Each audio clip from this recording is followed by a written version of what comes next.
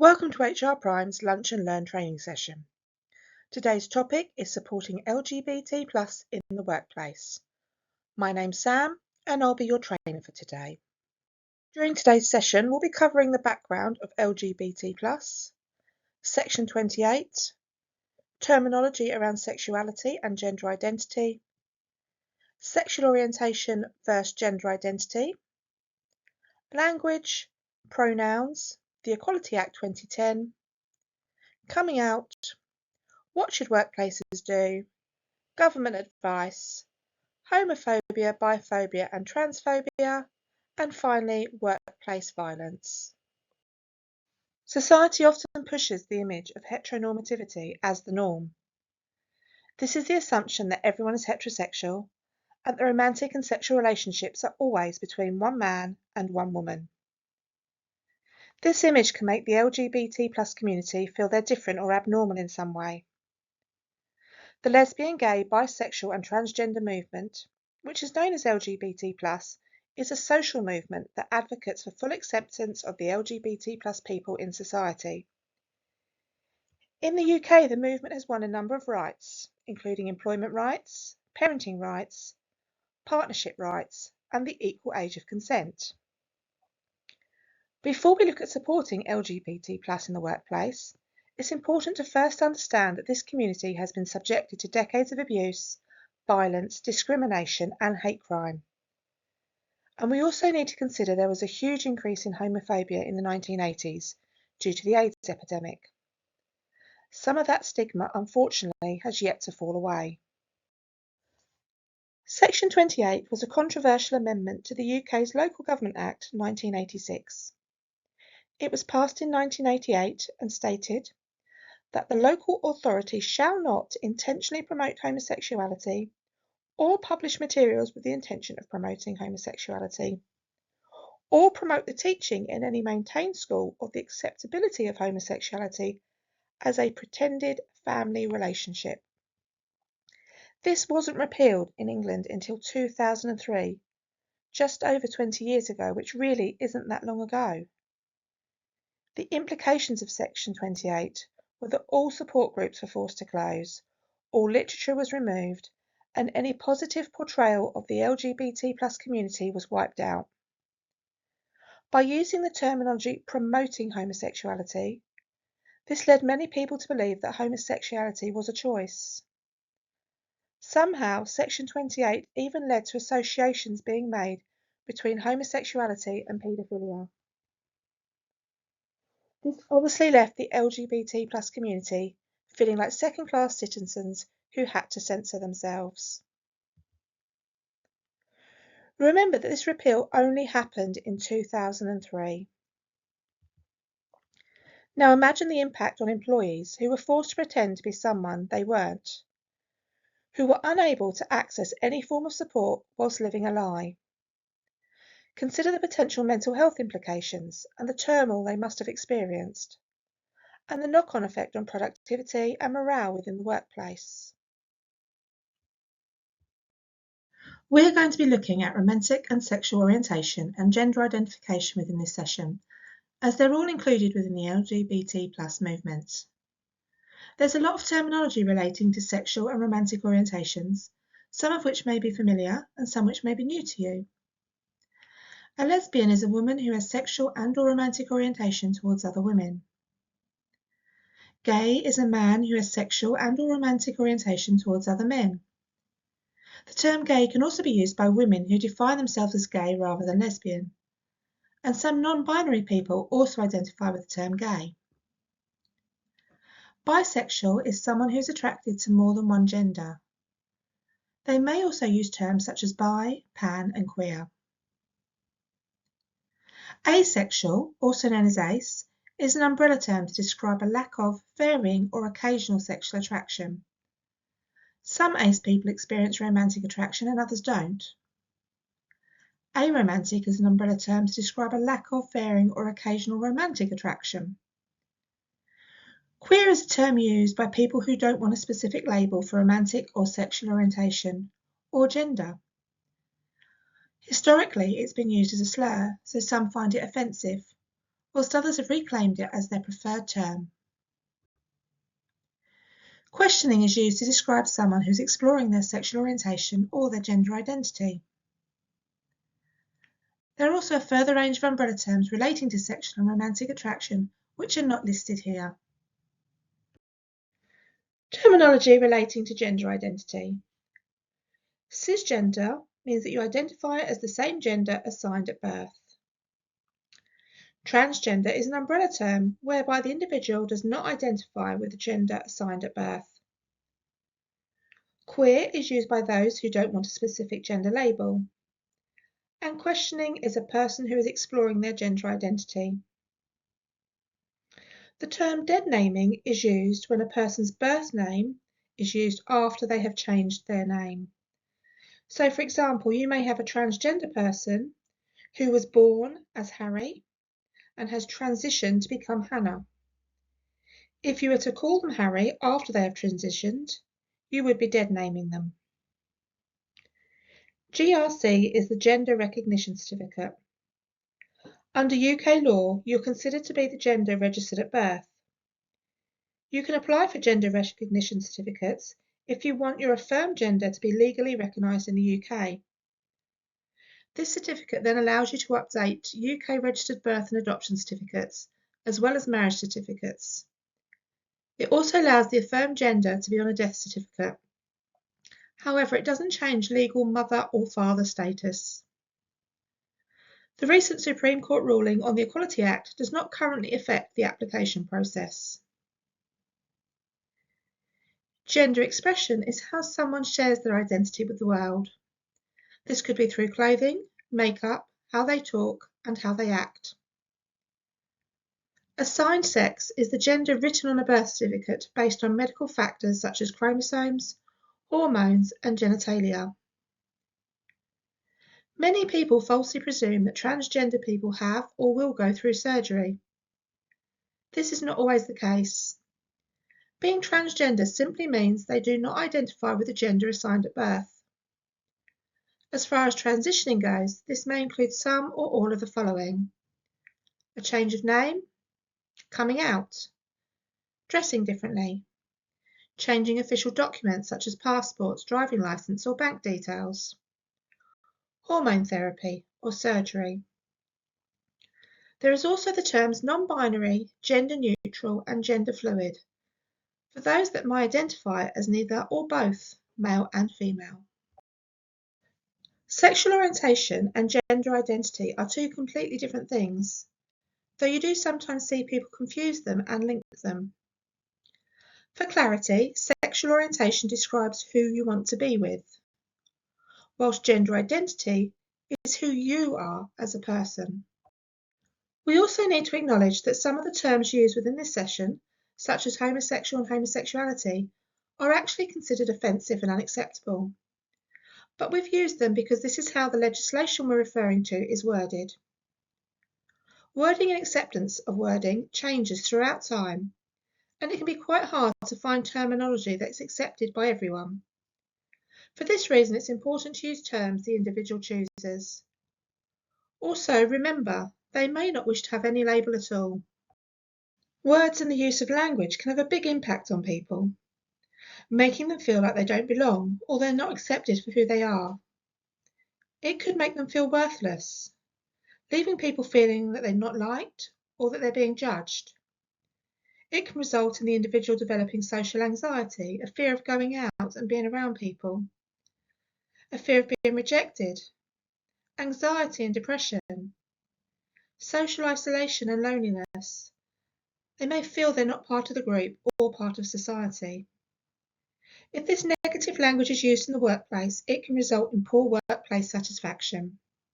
Looking a bit further at language, there are lots of examples of negative language used when referring to the LGBT+ community. And we'll have a quick look at some of these negative examples and how they can be rephrased to make them more acceptable. The term homosexual relations or homosexual relationships. These should just be referred to as sex or sexual relationship. If you wouldn't use the label for a straight couple, then you shouldn't be using it for any other couple. If absolutely necessary, you could say same-sex couple or gay couple.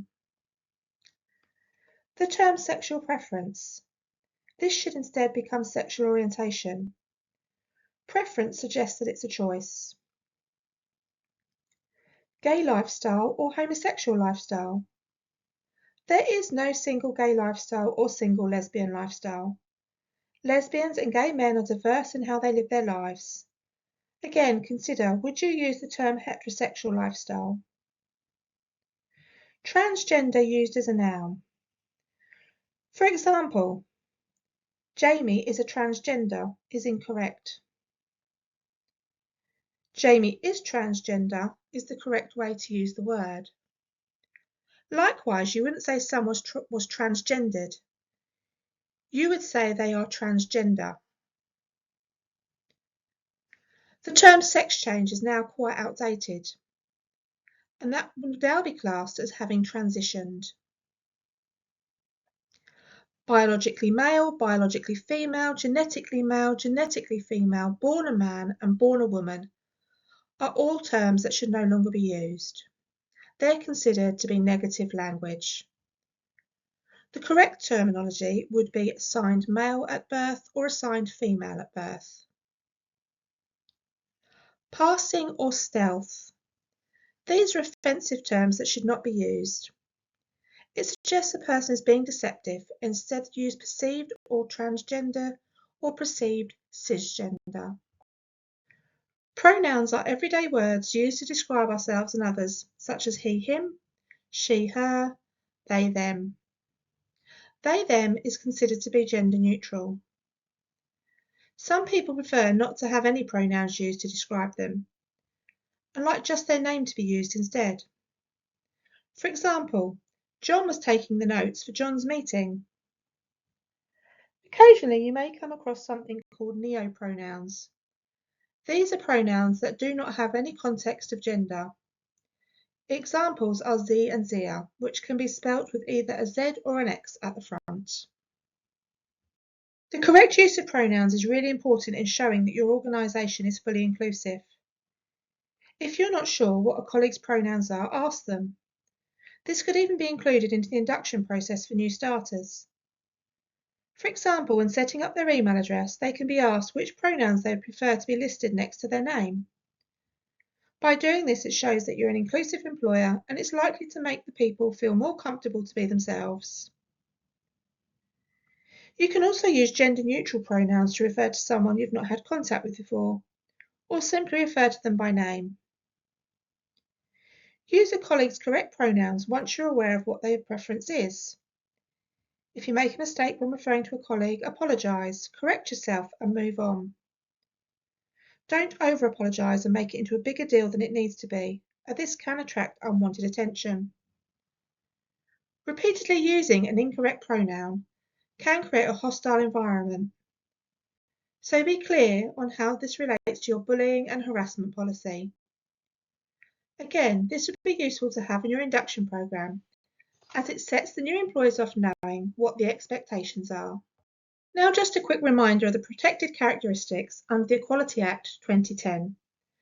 These are age, disability, gender reassignment, marriage or civil partnership, pregnancy, maternity and breastfeeding, race, religion or beliefs, sex and sexual orientation.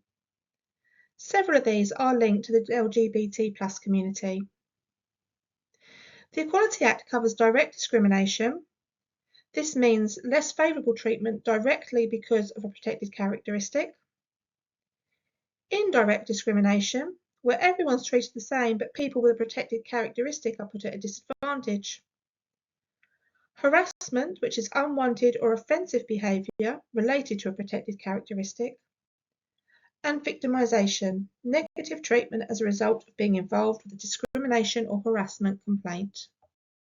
Coming out refers both to sexual orientation and gender identity.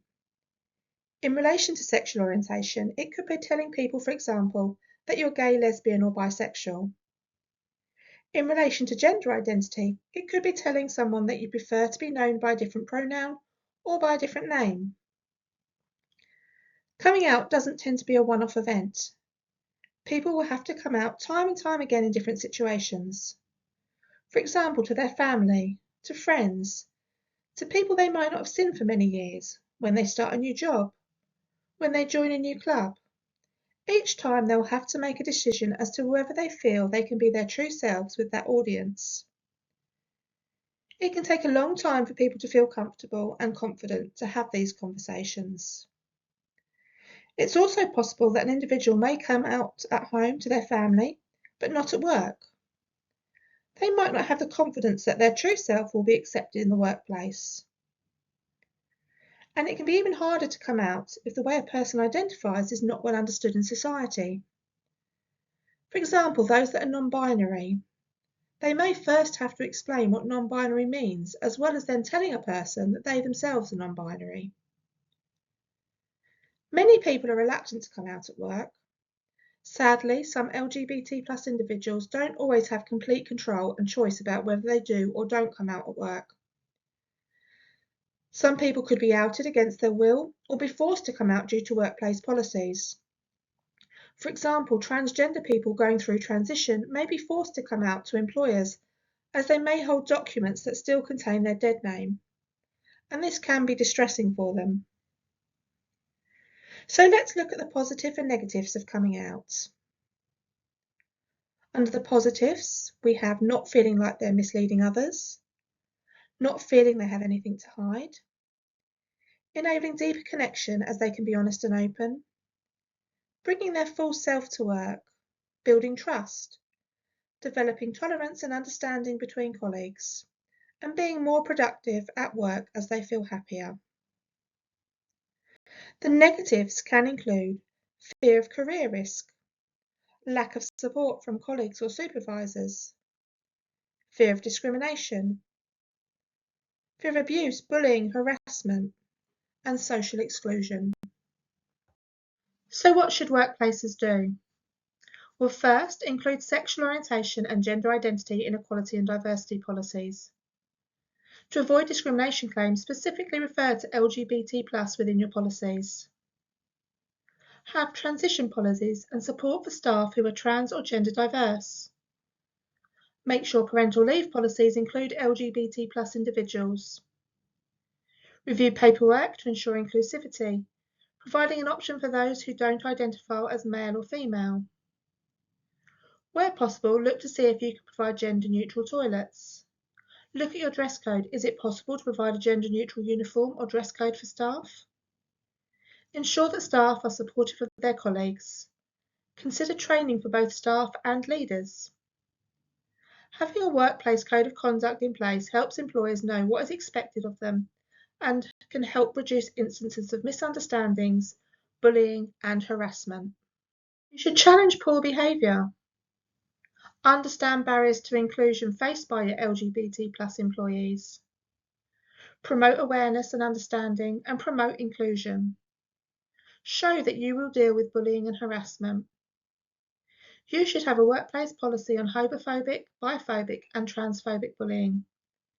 This should include a statement of commitment, and it should be made clear that bullying and harassment will not be tolerated. There should be clear definition of behaviours that are deemed acceptable and unacceptable, and what steps will be taken to prevent bullying and harassment, as well as points of contact for reports to be made to.